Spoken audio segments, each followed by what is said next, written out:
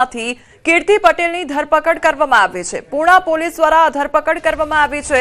કીર્તિ પટેલની ધરપકડ કરવામાં આવી રતનપર ખાતેથી, ત્યારે સુરતના પૂણા પોલીસે આ ધરપકડ કરી છે। અગાઉના જૂના કેસમાં પૂણા પોલીસે રતનપર અવધેશ્વર ટાઉનશીપમાં આવેલ કીર્તિ પટેલના નિવાસસ્થાનેથી ધરપકડ કરી છે। સુરત પોલીસે કીર્તિ પટેલની ધરપકડ કરી વધુ પૂછપરછ અને તપાસ અર્થે સુરતના લઈ જવામાં આવી છે। ત્યારે ખંડણી અને ધમકી સહિતના અગાઉના જૂના ગુનામાં પૂણા પોલીસે ધરપકડ કરી કાયદેસરની કાર્યવાહી હાથ ધરી છે।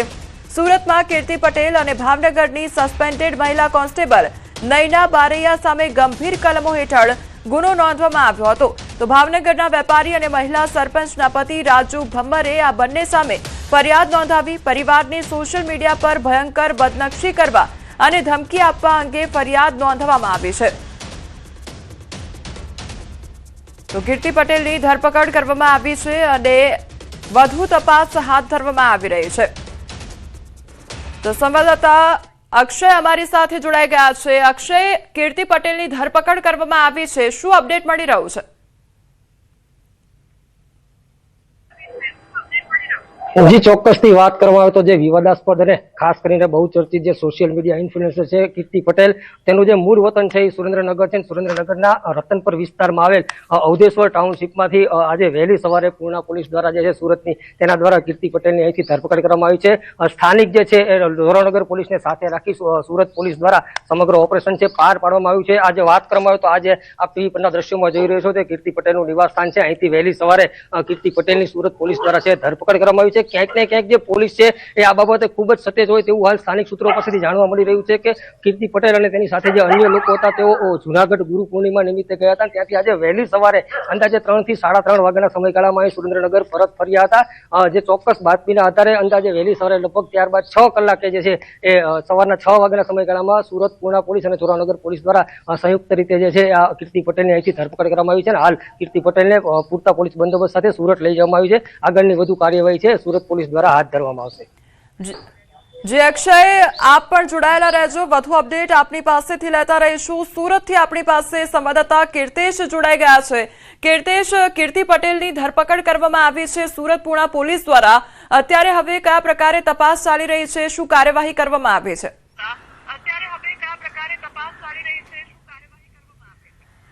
બિલકુલ, કીર્તિ પટેલ અને સુરેન્દ્રનગરની સસ્પેન્ડેડ મહિલા કોન્સ્ટેબલ નયના બારૈયા બંને વિરુદ્ધ ખંડણીની એક ફરિયાદ સુરતના પૂના પોલીસ સ્ટેશન ખાતે નોંધાવવા પામી હતી। ખાસ કરીને સુરેન્દ્રનગરના વેપારી અને મહિલા સરપંચના પતિ રાજુ ભમ્બર દ્વારા ફરિયાદ કરવામાં આવી હતી। તેમના દ્વારા જે રીતે સોશિયલ મીડિયા પર ટિપ્પણીઓ કરવામાં આવતી હતી, બદનક્ષી કરવામાં આવતી હતી, જેને લઈને આ ફરિયાદ નોંધાઈ હતી। જોકે થોડા દિવસ પહેલા આ મામલે કીર્તિ પટેલે પૂના પોલીસ સ્ટેશન પહોંચી અને હંગામો પણ મચાવ્યો હતો અને કહી શકાય કે સરકાર દ્વારા તેના જે સોશિયલ મીડિયાના એકાઉન્ટ છે તે બ્લોક કરવા છતાં પણ કીર્તિ પટેલે નવું કીર્તિ પટેલ AK-47 નામનું નવું એકાઉન્ટ શરૂ કરી ફરી પોતાની જે કરતૂતો તે શરૂ કરી દીધી હતી, જેને લઈને પૂના પોલીસ એક્શનમાં આવી હતી। ગઈકાલે સુરતથી પૂના પોલીસની એક ટીમ સુરેન્દ્રનગર ખાતે પહોંચી હતી અને મોડી રાત્રે તેની ધરપકડ કરવામાં આવી છે। કહી શકાય છે કીર્તિ પટેલને બપોર સુધીમાં સુરત લાવવામાં આવશે અને તેના પર કાયદેસરની કાર્યવાહીમાં કરવામાં આવશે।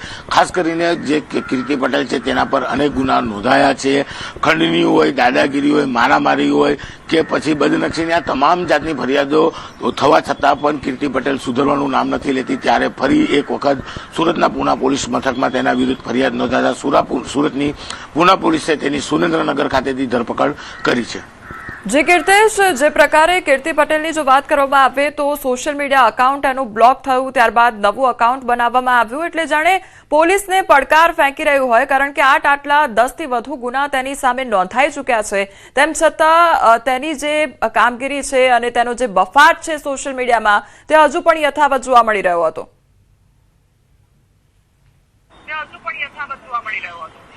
બિલકુલ, કીર્તિ પટેલ મેં પહેલા જ કીધું એમ સુધરવાનું નામ નથી લઈ રહી। સાંજ પડતાની સાથે જ પોતાના સોશિયલ મીડિયા એકાઉન્ટ ઉપર ગાંડી બને છે, લોકોને ગાળો ભાંડે છે, લોકો વિરુદ્ધ અનાપ શનાપ બકતી હોય છે, જેને લઈને તેના પર એક પછી એક ફરિયાદ થતી હોય છે। ખાસ કરીને રાજુ ભમ્બર છે કે તેને તેના વિરુદ્ધ બદનક્ષી અને ખંડણીની ફરિયાદ નોંધાવી હતી। જો કે ફરિયાદ થયાની વાત મળતા જ આ કીર્તિ પટેલ પોલીસ સ્ટેશન પહોંચી હતી, ધમાલ ચકડી મચાવી હતી. જો કે તેનું એકાઉન્ટ બ્લોક થઈ જતા નવું એકાઉન્ટ બનાવી તે પડકાર ફેંકી રહી છે પોલીસને.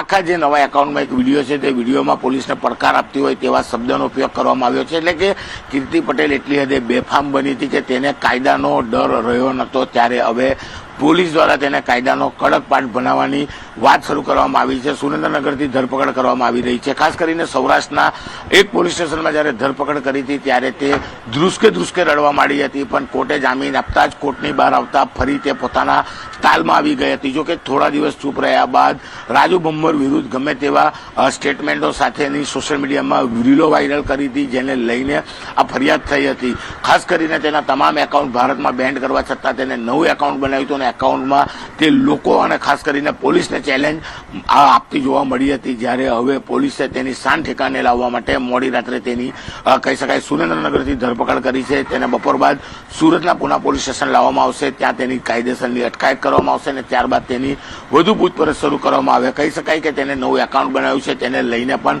એક અલગથી ગુનો દાખલ થાય તેવી શક્યતાઓ પણ હાલ દેખાઈ રહી છે. જે કીર્તેશ, આપ જોડાયેલા રહેજો. સુરેન્દ્રનગરથી આપણી સાથે અક્ષય પણ જોડાયેલા છે. અક્ષય, આપની પાસે આવવા માંગીશ કે કીર્તિ પટેલનું જ્યારે નામ આવે ત્યારે તે ડ્રામા ક્રિએટ કરવા માટે ખૂબ ઓળખીતી છે, બફાટ કરવા માટે તે ખૂબ ઓળખીતી છે, અને જ્યારે અડધી રાત્રે ધરપકડ કરવામાં આવે છે, શું ત્યારે કયા પ્રકારની પરિસ્થિતિ સર્જાઈ હતી? શું શાંતિપૂર્ણ રીતે તેની ધરપકડ કરવામાં આવી હતી કે ફરી એકવાર નવો ડ્રામા ક્રિએટ કરવામાં આવ્યો હતો?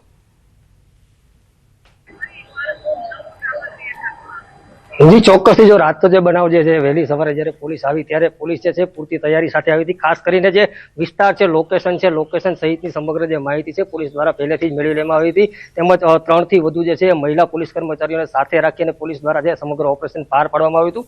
અને પોલીસ દ્વારા જ્યારે કીર્તિ પટેલને કહેવામાં આવ્યું કે અહીંથી આપની ધરપકડ કરવામાં આવી છે, ત્યારે જે પોલીસના સૂત્રો પાસેથી મળતી માહિતી મુજબ કીર્તિ પટેલ દ્વારા કોઈ પણ પ્રકારનો વાદ વિવાદ કે આનાકાની કર્યા વગર જે છે તાત્કાલિક પોલીસના સરેન્ડર થઈ હતી અને પોલીસ દ્વારા છે કીર્તિ પટેલ અટકાયત કરી અને વિધિવત રીતે એને સુરત લઈ જે રવાના થયા છે. જે અક્ષય, સમગ્ર માહિતી બદલ આપનો આભાર, અને કીર્તેશ આપનો પણ આભાર.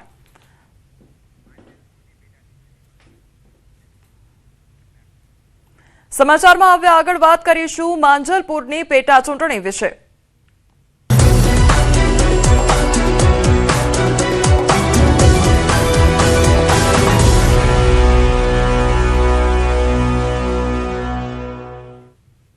વડોદરા માંજલપુર વિધાનસભા બેઠકની પેટા ચૂંટણી. ત્યારે કોંગ્રેસે લગાવ્યા આચાર સંહિતા ભંગના આરોપ. સોશિયલ મીડિયા પર ભાજપ નેતાઓના વિડીયો વાયરલ કર્યા છે.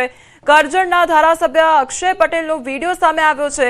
ભાજપ અગ્રણી ઢોલ નગારા સાથે નજરે ચડ્યા છે, તો સોસાયટીઓમાં કાર્યકર્તાઓ સાથે મુલાકાત પણ લેવામાં આવી છે. ભાજપને મત આપવા અપીલ કરી મતદાન મથક સુધી એક કાર્યકર પ્રચાર સામગ્રી લઈને પહોંચી ગયો. કોંગ્રેસે કલેક્ટર સમક્ષ આચાર સંહિતા ભંગની ફરિયાદ પણ કરી છે. વડોદરા માંજલપુરની પેટા ચૂંટણી. ત્યારે હવે આચાર સંહિતા ભંગના કોંગ્રેસ તરફથી આક્ષેપ કરવામાં આવી રહ્યા છે. જે ભાજપના ઉમેદવાર છે તેમના દ્વારા પ્રચાર કરવામાં આવ્યો હોય તે પ્રકારનો વિડીયો સામે આવ્યો છે. ભાજપના જે અગ્રણી છે તે ઢોલ નગારા સાથે નજરે પડ્યા છે. સોસાયટીઓમાં કાર્યકર્તાઓ સાથે મુલાકાત પણ લોકોની લેવામાં આવી છે અને ભાજપને મત આપવા અપીલ કરવામાં આવી હોય તેવો આક્ષેપ કરવામાં આવી રહ્યો છે. સંવાદદાતા હાર્દિક અમારી સાથે જોડાઈ ગયા છે. હાર્દિક, માંજલપુરની પેટા ચૂંટણી અને હવે કોંગ્રેસ તરફથી આક્ષેપ થઈ રહ્યા છે કે આચાર સંહિતાનો ભંગ થયો છે. આખરે શું અપડેટ સામે આવી રહ્યો છે? કારણ કે એ વિડીયો પણ સામે આવ્યો છે, તે પણ અનેક સવાલો ઉદ્ભવી રહ્યા છે તેના કારણે.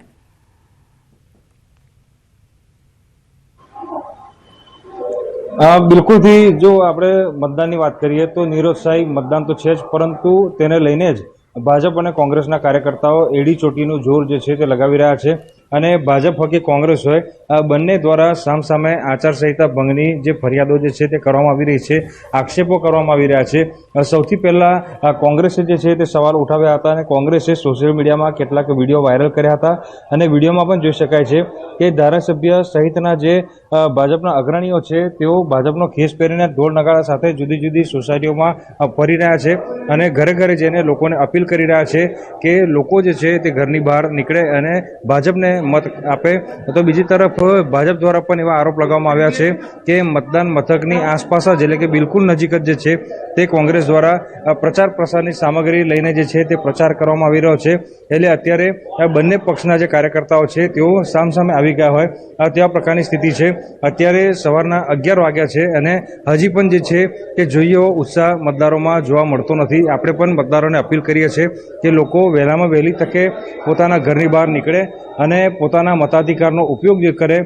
મેં કીધું અગાઉ એ પ્રમાણે કે વર્કિંગ ડે હોવાથી જે છે કે લોકો પોતપોતાના કામમાં વ્યસ્ત છે, એના કારણે કદાચ મતદાન ધીરું થઈ શકે એવી શક્યતાઓ જે છે તે સેવાઈ રહી છે. પરંતુ બપોર બાદ લોકો જે છે તે પોતાના ઘરની બહાર નીકળે અને મતાધિકારનો ઉપયોગ કરે તેવી શક્યતાઓ જે છે તે સેવાઈ રહી છે. ધીરે ધીરે કરીને જે મતદારો છે તેઓ મતદાન મથક સુધી પહોંચી રહ્યા છે અને તમામ પ્રકારનું તકેદારી રાખવામાં આવી રહી છે. તમામ વ્યવસ્થા જે છે તે કરવામાં આવી છે. અહીંયા એક સ્થળ છે ત્યાં શ્રેયસ સ્કૂલ ખાતે જે છે તે મતદારોમાં થોડો ઘણો ઉત્સાહ જે છે તે જોવા મળી રહ્યો છે અને લોકોને જે છે પૂરતું માર્ગદર્શન મળે તે પ્રકારની વ્યવસ્થા જે છે તે અહીંયા કરવામાં આવી છે. આપણે કેટલાક જે મતદારો છે તેમની સાથે વાતચીત કરીશું, જાણવાનો પ્રયાસ કરીશું કે તેઓ શું ઈચ્છી રહ્યા છે.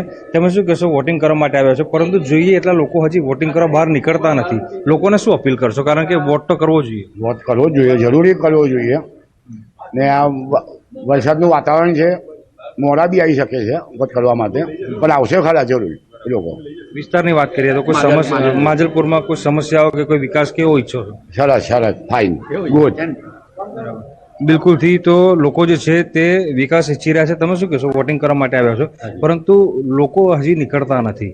લોકોને શું અપીલ કરશો? કારણ કે વોટિંગ કરવું જરૂરી છે. વોટિંગ તો જરૂર કરવું જ જોઈએ. તો ખબર નહીં એ લોકો પરવારીને પછી નીકળે કે કોઈને સર્વિસવાળા હોય એ તો કદાચ આવી જાય, પણ જે ઘરવાળી લેડીઝ હોય, હાઉસવાઈફ હોય એ કદાચ મોડેથી આવે. એ વર્કિંગ ડે છે એટલે કદાચ ધીરું મતદાન થયું લાગે. એ પણ ખરું હોય એની અંદર વર્કિંગ. તો માનો છો કે બપોરે વરસાદ પડે પહેલા લોકોએ વોટિંગ કરવું જોઈએ? 100% કરવું જોઈએ, કારણ કે વરસાદની તો આગાહી છે, એટલે આવતીકાલની છે, એટલે આજે પણ આવી શકે છે વરસાદ. એટલે લોકોએ ઘરની બહાર તો નીકળવું જ જોઈએ. આપણે વિસ્તારની વાત કરીએ તો કોઈ સમસ્યાઓ ખરી મૂળભૂત કે જેનું સમાધાન જરૂરી છે? સમસ્યાઓ તો બધી ઘણી બધી